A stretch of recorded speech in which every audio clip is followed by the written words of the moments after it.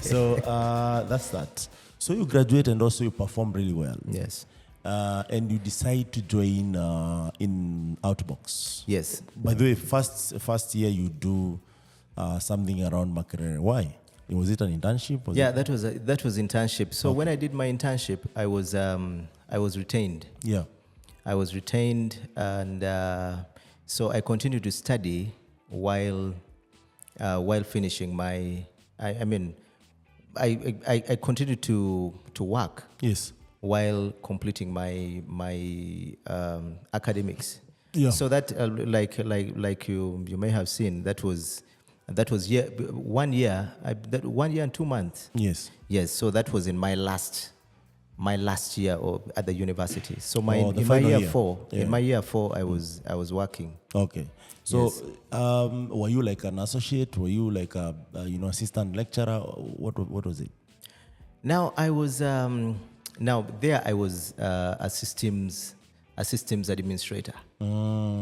Systems and networks. Okay. Yeah. So you set up the lab, you make sure that the servers are running Exactly the right way and stuff like that. Exactly. What did you learn from that, Chief?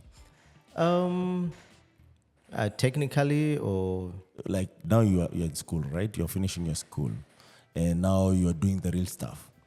So one of the things I used to do, I used to do a lot of configurations. We had, of course, you're dealing with students, so many thousands of computers you can think about. IPs and all that. Exactly. And so one of the things, I did a lot of configurations. If you saw on my profile, like you read, I now lead the the Google Cloud developer community. Yeah. Now that attributed a lot to my love for cloud computing and all that. Yeah. By then, it wasn't more of the cloud related. But it gave you Yes. like a light to what it means when things go to Exactly. cloud. So you move that to the cloud. Yeah. All those configurations and all that, you'd experience them in when you get to cloud. Yes. So I happen to learn a lot, around cloud computing and all that. So that's one of the reasons as to why I really. The reason why I asked you what did you learn is because I understand some people or some students find themselves in an internship. They are doing computer science or software engineering or sometimes IT or BBIT. Yes. But they end up cooking coffee for the office guys, for the 6 months. Because at the end of the day, what do the lecturer need? A paper showing that they were interning in certain place. That was one of the reasons as to why I actually turned down one of the telecalls in Kampala. So I applied you had for that offer. Yes, I had an offer to go and work with, to go and do my internship with a telecom. And someone told me it's going to be more of, they're not going to, remember these guys are doing business. They're not going to give you the core things to do. Since they're doing business, they're not willing to, They can't risk you breaking up things. Exactly. They can't risk losing money because of you, because of an intern. And that's the reality on the ground. Exactly. So they would give you, simple roles. While I was working at Outbox, my boss actually told me there is this student who wants to do internship. Can you come and can you see if you can put her somewhere? Yeah. So I asked this lady to come. We talked. I interviewed her, and so simply what I asked, I told her, I do not want it to happen like what is happening out there. Yes. I need to know what you can do and where you need to, where I should put you, so that we see that you're actually you're trying to achieve. You're maximizing your strengths. Exactly. Yeah. Otherwise, you're going to be here, sit, and more of do. It's going to be like office administrative work. Yeah. Considering the kind of, you're a technical person. You want something related to IT and stuff like that. Yeah. That's not what I want to do. Yeah. So she did not, I really did not see what I would give her. And I simply said, no, this cannot be, So a person like that would say, okay, you denied me an opportunity to work and stuff like that. Yeah. But I did not see where I would give him. I mean, what I would give him. And it happens a lot out there. Yeah. For example, if you're working with, I'll give an example of a telco. Yeah. They may take you to call center. Yes. You're simply receiving people's calls and, responding to them. Though, it may now, so there are people who are really, really, really good. And if they can really demonstrate that they are good, they can be absorbed. then a few of those can be absorbed by those telecos and all that. So I'm not really trying to paint the telecos and all that, those other companies as completely bad. But a good number of people would end up where they don't want. You must be really, really good to be absorbed in where you want to be. Yeah. But you brought a very, very important thing, and I wanted to ask this. I know that has not changed a lot because, of course, these are people in business. They can't risk it all for someone. What do you think can change? Do you think maybe it's about time maybe you embrace mentorship, though I don't believe so much in mentorship? Should we start embracing apprenticeship where, as much as you're interning, you can see how things are done, you can ask questions. As much as you're not doing it, you really understand the processes because that you learn a lot from that. So let's look at someone who has done with the university. They've come out to work. Yes. One of the things we are facing right now Yeah. is actually the apprenticeship that people should be looking at. So what happens is when you get out there, people want the guys who know. Just like I mentioned, they want students who are coming and they know, and yet they're asking for 3 years of experience and all that. You see, we have let's look at companies like Andela, the Tungas and all that. Yeah.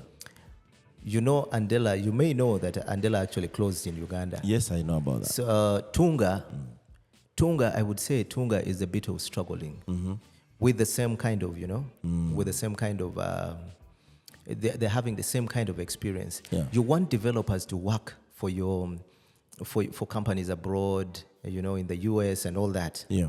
But I will tell you that about 80%. Yeah. From the last survey we did, we're looking at 78% Yeah. of the developers in Uganda being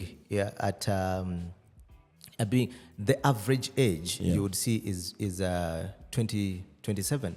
Yes, yes. 27. A person at 27 may not have all that experience that you need. Yes, yes. So that's a junior developer. So people are starting. They still do not have a lot of experience for you to put them there. Yeah. Now, one of the things we have worked out, trying now to build is that apprenticeship. Can we have people work on projects that can put them in a place where they can they can say, I have experience. Yes, yes. I have one of my students, actually, one of the students who came to me and said, I want to begin working on real life projects, and I'm actually supposed to go and meet her this evening. Yeah. So now, what I told her to do is to start working on a project. Yes. I'm going to give you a project, and that should be something that you can say, I built this from. It's your portfolio. I do not expect this student. I'm not going to give her these timelines of, deliver this by this time and all that. But I want her to get the experience, and with the time, she will learn and get out there. Yeah. And I told her, by the time she leaves the university, she must be somewhere. Yeah. She has been working on projects. There's actually a web platform that we have been building, and it's what we are going to review. So if we can have more of these students, now we have community. If you look at the tech community, there's a lot of learning. People are learning. There's this tech event here and there. So we are saying, we have done a lot of the trainings, a lot of learning and all that. Can we now look at those projects? Building. Can we now build? And you say, I have this platform. I built this, and now how we want to get these guys into this is to now. If you look at, for example, last year, one of the things we didn't do was to do with a lot of hackathons. Yeah. Now, if you're to look at our work plan this year, we have more of these hackathons coming up. Yeah. Yeah. And so we're saying, can we have these teams? Can we bring teams together to begin building, and we guide them on what they need to do? Yeah. So there is a lot of that. What we are lacking at the moment is that apprenticeship. We want to see people who have built so that they are able to be put on those, those projects that the people in the US and all that need. Yeah. So this is a very interesting aspect of broad now that we're talking about the ecosystem. Yes. And I think with that, actually, it's going to change a lot of things for sure. But I want to know, because you've not started building this ecosystem yesterday, I can see you started this back in 2013, just immediately after graduating. Yes. You're a community manager at Outbox. Outbox was one of the first innovation hub in Uganda. Yes. I think even we had a chat back in the day, trying to do an event here, and then Pt3 was big. There was, this event that were trying to fund innovation. I was actually a judge at Pt3. Exactly. Yes. Now you see. So I was presenting a project there back Okay. then. I was still running communities, developers to be specific. We had sponsored Pt3, I think, back in 2015 or 2014. I can't remember. It's a bit of time passed by. So when you look at the ecosystem then, the challenge was too much hype. A lot of things were happening at the same time, but no one was focusing, and the key result, like right now, you can say, you know what, we have these workshops, we have these meetups, we have different technologies being taught, capacity building, but right now is about people building, people putting in work, which means now that changes the dynamics of the products that we expect, right? Yes. And even if someone is hiring here, they will be sure that, the talent is right, the market is right, and even the pay sometimes is right, when you combine all those factors. Yes. Do you think we have learned from all these mistakes over the years? And if there are these mistakes, what are the mistakes around Uganda or Kampala? So that's in line with people building. In line with the developer ecosystem. So if I'm to take us back, first of all, in Uganda, if you look at, you're talking about the events that used to happen. Yes. Things started around then. When I joined Outbox, I think the only, if you're to look at, for example, a hackathon, we had only had one hackathon in Uganda. But which happened in 2012. 2012, that was Garage 48. Ah, yes. The Garage 48 hackathon. Yes. So now from then, we used to have some meetups, which used to happen. There was a .NET user group. Yeah. Then there was a group of girls that used to celebrate, I think, women in technology. Was it Python Girls something? No, it wasn't Python. I've forgotten the name. But that was back then. But the reason I've mentioned this, a shout out to Joanna Katushabe. She used to do Pythonistas kind of events. So maybe there was Python Girls something going on. She came to Nairobi and she was really big. I think right now she's in Canada or UK. I'm not sure. Yeah, she's in Canada. Doing amazing stuff. She's in Canada. Yeah. Jonah was my classmate. Oh. She was okay. She was my classmate, and I think in the evening class there were only two ladies. Very smart lady, that one. Yeah. She is. She's smart. a great woman. Yeah. Shout out to Joanna. If you listen to this, please let me know when I'm coming to Canada so I can do something and talk about it, because I know that's a journey altogether. Yes. Yeah. Do you know what she was doing in Nairobi? Aviation. Yes. Can you imagine that? She really, I think her story, she used to love a lot of, aviation. Joining, I think tech was not her thing. Yeah. She loved aviation, but she couldn't have it. So she decided to, pursue software engineering. And then do and later on, yeah. we had an event with her, and she was saying, I fly planes during my free time. You see. Now, and it's this very interesting aspect for most people I've talked to, and I'll give my story later on. I wanted to become a pro DJ. Okay. But I was told, you know what, this is not happening. You know how African parents and DJing doesn't, even today. Not so many parents who have embraced the artistic part of things. And I know, now I understand why, because I've seen the industry in its entirety. And when I finished my degree, that's when I just joined an academy, train a little bit, and on my free time, I DJ. Wow. Yeah, so I That's understand interesting. our journey, yeah. Yeah, so to take you back, when we started, one of the things we would see is that people would come for meetups. Developers come for meetups. Meetups were happening monthly. One of the things we started to do was to actually do a survey, understand what is it that these developers need. Why is it that a developer that is, part of this community will come and attend an event this month and will not show up the next month and probably wait for a couple of months and come back. Yeah. So we realized that the content that was being delivered was not necessarily something that would help them. Looking at the ecosystem that we have right now, with very many young people yearning to, learn and develop, we saw that they needed more of things that would help them learn from the beginning, put them at a level where they can take off on their own. Now, that is what wasn't happening. So people would come to community and disappear. Then, when these meetups used to have, you come and there's pizza, drinks, and, a lot of that. And free swag. So free swag, that is what a number of people were coming for. So we decided that, okay, one of the things now we need to embrace is actually getting through programs. Can we begin having programs that have, people can learn? Yes. And you say, at the end of this, say, boot camp, I have learned this, and, I can now start building. Yeah. Now, what you add on is more of like, giving you additional knowledge that you can, that can take you to that level. So when people started in embracing that, we started seeing results. Yeah. Talk about, consistency and all that. People became consistent. The ones who are really consistent with the community programs that we are running became very successful at the end of the day. So I used to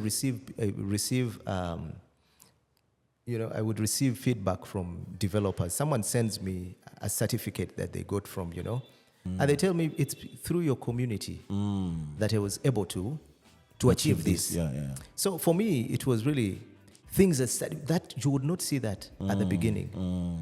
After being a community manager at Outbox, I went into capacity development. Yeah. So mine was now more around capacity development. Yeah. Now, what the developers that was one area where the developers were lacking. When you begin thinking about something, please build to start something and take it to completion. Yeah. There was also, people who are trying to learn.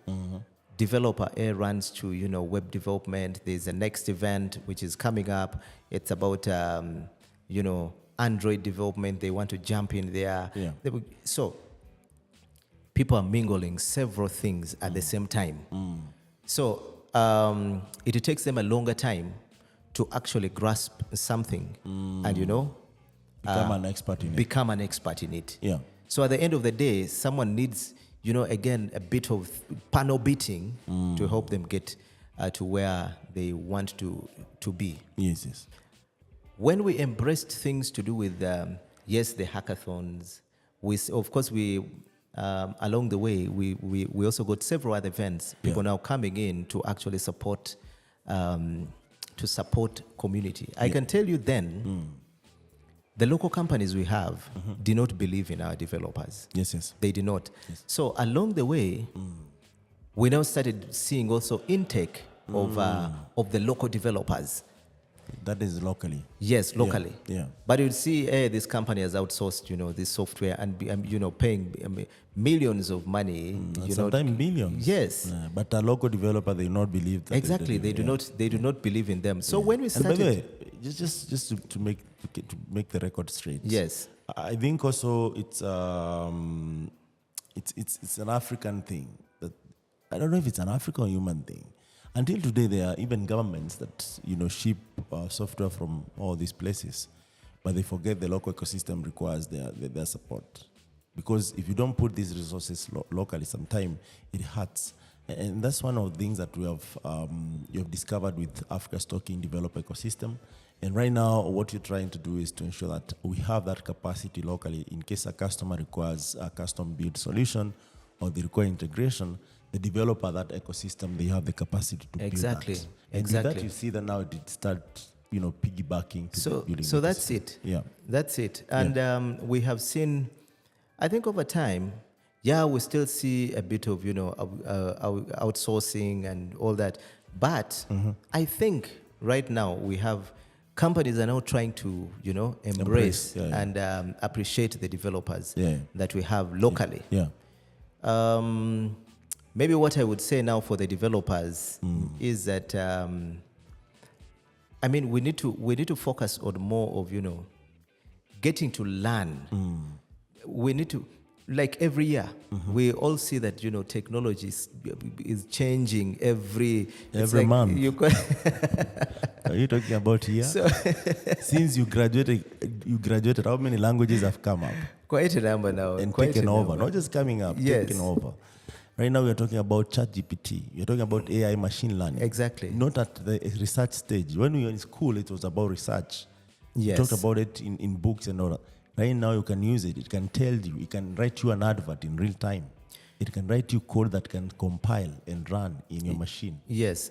So one of the things I think I don't have to forget is that again, while we left the university, I keep telling people that if I went back to the university right now, I would be in a very good place to actually come up with, my startup and make money out of it. Now, while leaving the university, I would already, have a startup that I'm trying to build. Yeah.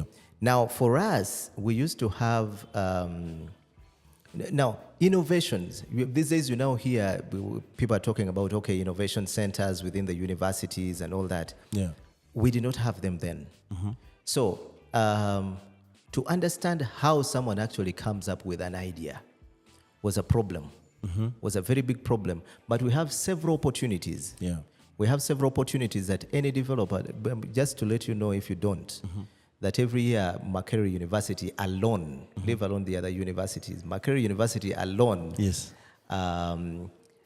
14,000 people graduate from it. That is software engineering or just a total of 14,000 graduates? Exactly. So, a total or just software engineers? No. Not software engineering. All generally. The graduates? Yes, the graduates. Oh, okay. In terms of software engineering, maybe 300, something. That's really a small number. Yeah. But we do not have these jobs to give these people. We do not have these jobs to give these people. Yeah. And these are smart people. Yes, Don't these are forget that. smart people. Yeah. But if they do not understand the innovation bit of things, then there's going to be a problem. Yeah. So a brilliant student who comes out of the university should be thinking of, coming up with a startup and making money out of that. Yeah. Those are things for us we didn't think about. We didn't really know them. Yeah. I remember one of the systems we built at the university was a solid waste management system. This solid waste management system, every time I went to Mbarara University, I went to judge at their ICS awards. Consecutively 3 years, I would find a similar solid waste management system, but none of them has been deployed anywhere. So, why? Let me ask a controversial question. They normally say the biggest business in any country, in any given country, is the government. So that comes with the responsibility of reinvesting in the ecosystem. What is the key role of the government in ensuring that some of these systems, and these at the college level or the university level, I'm sure even, I don't know if you guys have science congress here, maybe in high schools where people come and present different exhibits, they win, and all that. Yes, they are there. All those solutions, Next week, I'm going to actually be judging at one of those. Yeah. So, what is the role of government to ensuring that all these things, as much as they do not, give these people money, they help them implement them, because with the time, and I'll give you an example. Sweden is where it is because of the embracing innovation. Yes. Sweden has the most patents, maybe after US, or maybe it's in top of US. The last time I checked, actually, they were almost, on the same level. And it's a small country. Okay. Because they embrace the innovation that comes at different levels of education, as well as the government has a kitty where it invests in the innovation. Same with Israel, if I'm not wrong. But what is the role of government? So I think one, which I won't dwell on much. I'll tell you what I think. But first of all, we have so many innovations that come up. Yeah. And some of them have failed. You know, when they go to those exhibitions you've talked about, they meet, people like ministers, and, they tell them, we need to, help you take this to the next level. And sadly, it will end there. Now you have these guys who come and they say, yeah, you have brilliant ideas. There's one of the innovators who has come to me several times, and the guy is a sharp innovator. Yeah. And he keeps telling me, Solomon, you see, I've even seen the president, I've seen ABCD, but we have failed. We have failed to move forward. We need, assistance to, help us, commercialize and, make money out of this. Yeah. When the president leaves that place, be it he has met the president, he has met, the Speaker of Parliament. I want to be very sincere. I actually told him, please leave politicians alone. Leave politicians alone.